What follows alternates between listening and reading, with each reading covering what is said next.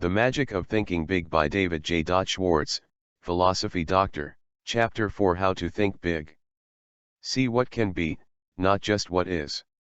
Big thinkers train themselves to see not just what is but what can be. Here are 4 examples to illustrate this point. 1. What gives real estate value? A highly successful realtor who specializes in rural property shows what can be done if we train ourselves to see something where little or nothing presently exists.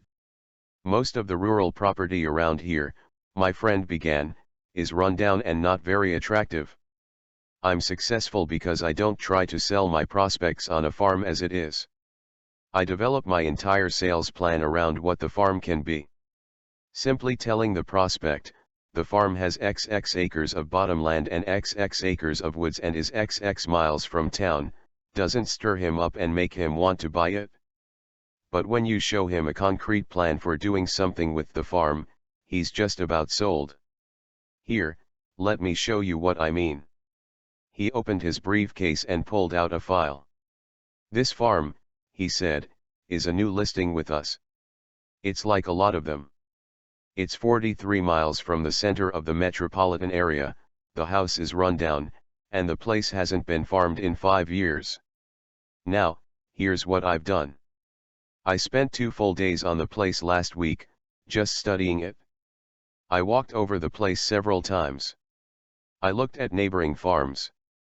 I studied the location of the farm with respect to existing and planned highways. I asked myself, what's this farm good for? I came up with 3 possibilities. Here they are. He showed them to me. Each plan was neatly typed and looked quite comprehensive. One plan suggested converting the farm into a riding stable.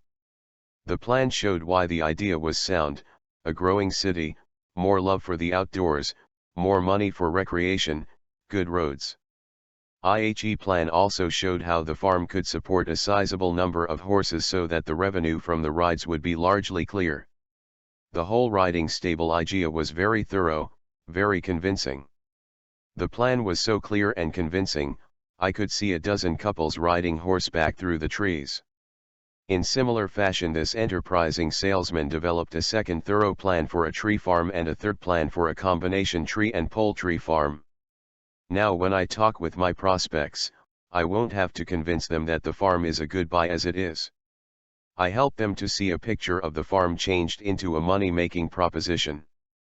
Besides selling more farms and selling them faster, my method of selling the property for what it can be pays off in another way: can sell a farm at a higher price than my competitors.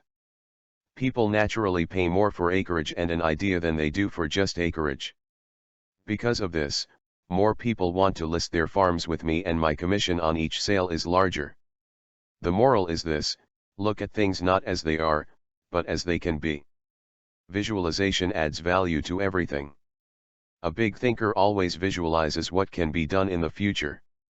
He isn't stuck with the present. 2. How much is a customer worth? A department store executive was addressing a conference of merchandise managers. She was saying, I may be a little old-fashioned, but belong to the school that believes the best way to get customers to come back is to give them friendly, courteous service. One day I was walking through our store when I overheard a salesperson arguing with a customer. The customer left in quite a huff.